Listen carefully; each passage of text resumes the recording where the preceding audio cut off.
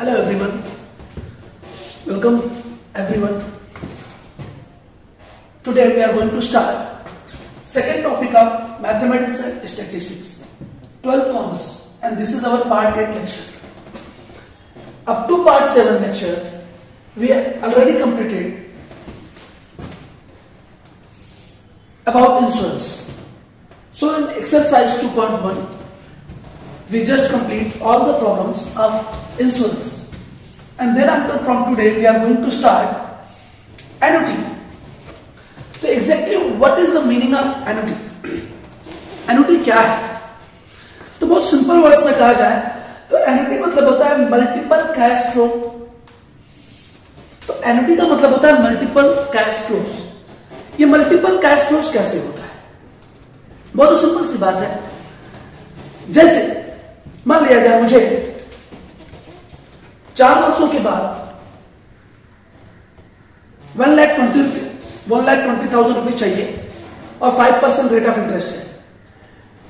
तो मुझे quarterly investment करना है कि हाफ ईयरली इन्वेस्टमेंट करना है कि ईयरली इन्वेस्टमेंट करना है या मंथली इन्वेस्टमेंट करना है, उसके हिसाब से मैं कितने पैसे पर मंथ या पर क्वार्टर या पर हाफ ईयरली या ईयरली इन्वेस्ट करूं कि मुझे 2 साल बाद या 4 साल के बाद जो भी पीरियड रहेगा, फिक्स पीरियड रहेगा, उसके बाद मुझे रिक्वायर्ड अमाउंट मिल जाए. वो हमारे क्या है, एक तरह से मल्टीपल कैश फ्लो हो गया, क्योंकि हम एवरी क्वार्टरली पे कर रहे हैं या एवरी मंथली पे कर रहे हैं या एवरी हाफ ईयरली पे कर रहे हैं या ईयरली कर रहे हैं, एनुअली. तो वो जो कैश का फ्लो है वो मल्टीपल हो रहा है, कई बार हम कर रहे हैं, इसलिए उसको हम कहते हैं मल्टीपल कैश फ्लो. अगर सिंपल मीनिंग देखें एनुटी का तो क्या मीनिंग है? Periodic payment of same amount with regular interval for specific period is called annuity. बहुत सिंपल मीनिंग है. मतलब हम पीरियोडिक पेमेंट कर रहे हैं. पीरियोडिक पेमेंट क्या हो सकता है? मंथली हो सकता है या क्वार्टरली हो सकता है, एवरी 3 मंथ के बाद हो सकता है, या हाफ ईयरली हो सकता है या ईयरली हो सकता है. तो ये तो पीरियोडिक पेमेंट हो गया. आप same amount say that every month 2000 या every quarter 2000 या half yearly 2000 या yearly 2000, same amount with regular interval. तो regular interval क्या है? वही जो हमने टाइम पीरियड बताया, for specified period, एक निश्चित समय के लिए, उसी को हम क्या कहेंगे? एनुटी कहेंगे. एनुटी 2 टाइप की होती है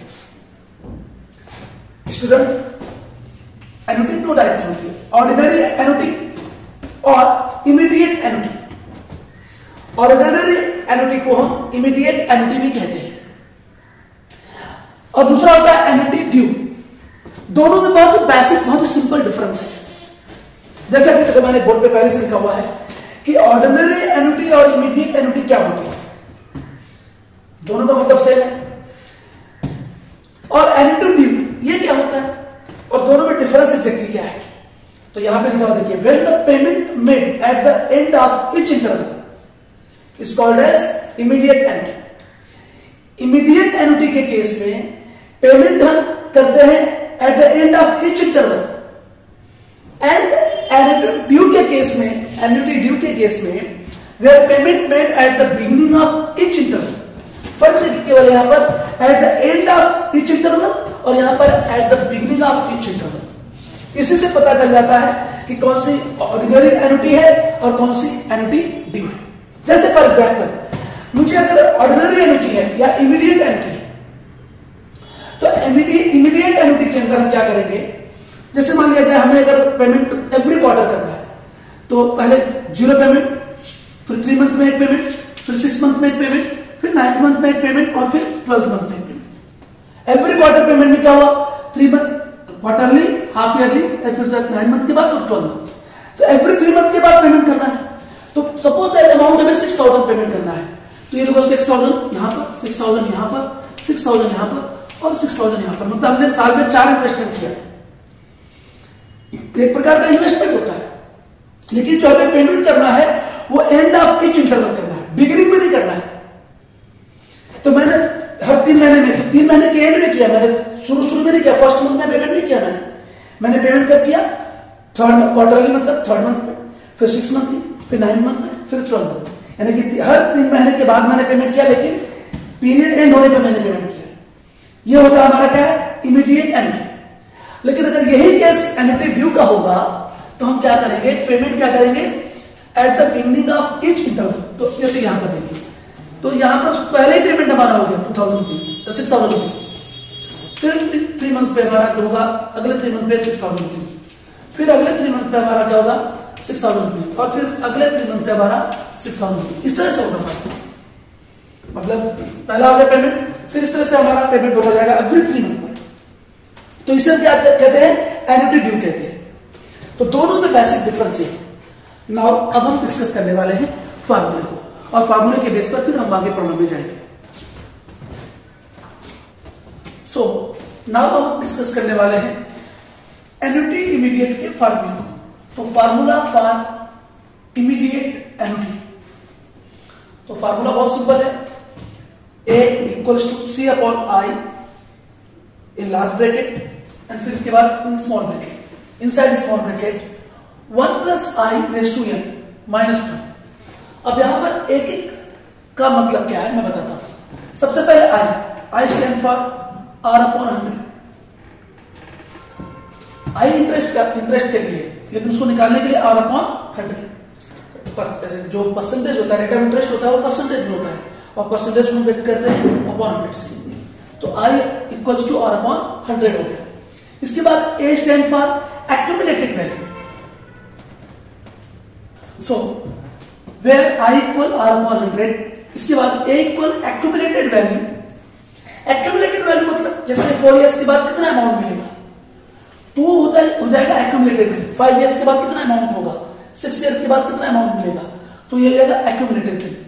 C stand for payment made at the end of each interval. एक प्रकार का इन्वेस्टमेंट है। आप हर जो C की वैल्यू है क्या हो जाएगी, एवरी जो इंटरवल पे आप एंड ऑफ एवरी इंटरवल, जैसे मैंने कहा क्वार्टरली तो 3 महीने के बाद, मंथली मतलब 1 महीना कंप्लीट होने के बाद आप भर रहे हैं, बिगिनिंग में नहीं भर रहे हो आप इंस्टॉलमेंट। एक प्रकार का इन्वेस्टमेंट है इंस्टॉलमेंट के रूप में। तो payment made at the end of each interval, और R stand for rate of interest and N stand for number of payments. लेकिन यहां पर जो N की वैल्यू है और R की वैल्यू है वो बहुत ध्यान से देखना होता है। इसमें 3-4 बातें मैंने यहाँ पे पहले लिख लिया है, इसको बहुत ध्यान से लेना है आपको। सबसे पहले नोट देखो मैंने लिखा यहाँ पर है, सबसे पहले information, if the type of annuity is not mentioned we assume that the annuity is immediate annuity. So, number 1, if the type of an annuity is not mentioned, we assume that the annuity is immediate annuity.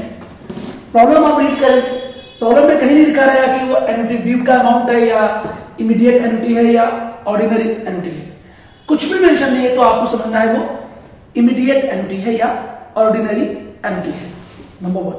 Number 2, if type of interest is not given then assume that the interest is compounded per annum।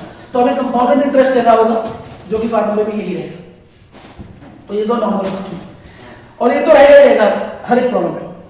Third, if the payment made half yearly, याद आ गया, अगर half yearly payment करना है, दिया problem में दिया कि half yearly payment है, तो R is replaced by R upon 2 and N is replaced by 2N।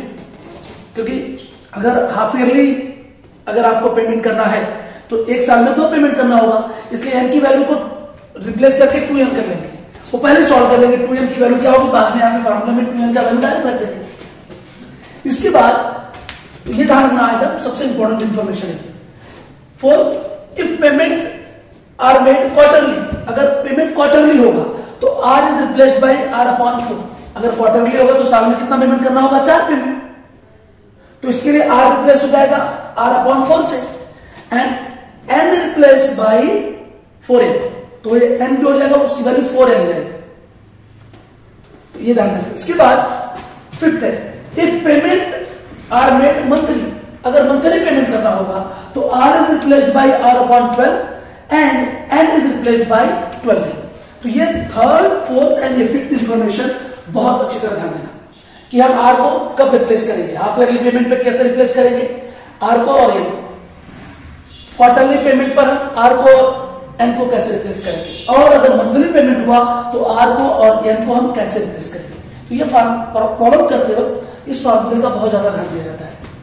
तो आपको अगले वीडियो में हम सॉल्व करेंगे एक्सरसाइज 2.2। ये तो इंट्रोडक्शन का वीडियो है, इसके अंदर हमने फार्मूला डिस्कस किया। हमने इसके अंदर डिस्कस किया कि ऑर्डिनरी एन्युटी या इमीडिएट एन्युटी क्या होती है और एन्युटी ड्यू क्या होता है। तो एन्युटी ड्यू का फार्मूला हम एन्युटी ड्यू के प्रॉब्लम करते हुए कर लेंगे। अभी मैंने इमीडिएट एन्युटी का आपको प्रॉब्लम दिया है, इसके बेस पर हम क्या करने वाले हैं, पूरे प्रॉब्लम्स करने वाले हैं नेक्स्ट वीडियो में। टिल देन अच्छी तरह से आप वीडियो को देखते रहें, शेयर करते रहें, लाइक करते रहें, कमेंट करते रहें, और जिन्होंने चैनल को सब्सक्राइब नहीं किया है वे रीडर्स कोचिंग क्लासेस के चैनल को सब्सक्राइब कर लें, ताकि आपको ऐसे ही कंटिन्यूअसली वीडियोस मैथ के लेक्चर्स के लिए लाते रहें। थैंक यू, धन्यवाद, बाय बाय।